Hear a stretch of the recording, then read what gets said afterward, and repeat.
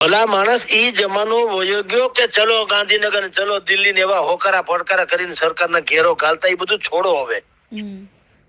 હવે નવી પેટર્ન આવી ગઈ સોશિયલ મીડિયા જેવી. પણ તમે વિડીયો બહાર પાડીને ઘણા લોકો તમે જો આપઘાત કરવાથી માંડી અને ગામ છોડવા સુધીની નોબત આવે, પોતે વિડીયો જાહેર કરીને ગામ છોડી દે છે. કેસ કબાડા થાય છે કે નહીં?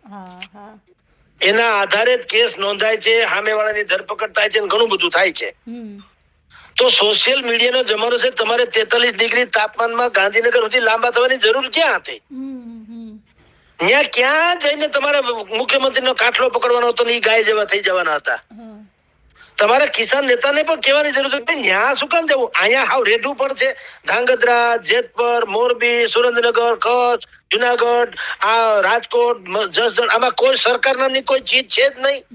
બધા ગાંધીનગર જ બેઠા છે. તો આપણે ગાંધીનગર જઈએ. પણ અહીંયા છે ને ધારાસભ્ય, સંસદ સભ્ય છે કે નહીં? તો આપણે મત એને શું કામ આપ્યો? એના ટીએડીએ માટે થોડો આપ્યો? બિલકુલ નહીં. તો ગાંધીનગર એ જ સરકાર છે જેના સરકારના પ્રતિનિધિ આ લોકો, આપણા લોક પ્રતિનિધિ છે ને સરકારના છે. તો ખેડૂતોએ એમ જ કહેવાની જરૂર હતી કે આપણે ત્યાં સુધી ધક્કો નથી ખાવો પાલભાઈ. આપણે જેને મત આપ્યો એને કહીએ કે તમે અમારા પ્રશ્ન સોલ્વ કરો. તમને એટલા માટે જ મત આપ્યા છે. તમે રૂપાળા નથી કે તમારા ટીએડીએ કે તમારું પેન્શન શરૂ થઈ જાય એટલે અમે મત નથી આપ્યા.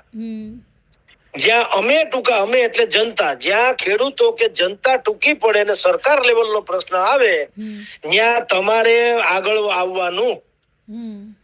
એને બદલે તમે અત્યારે કેરી ટટકારીને હુઈ જાઓ, ખાઈ પીને કેરીના રસ પીને, અને અમે અહીંયા તમે જુઓ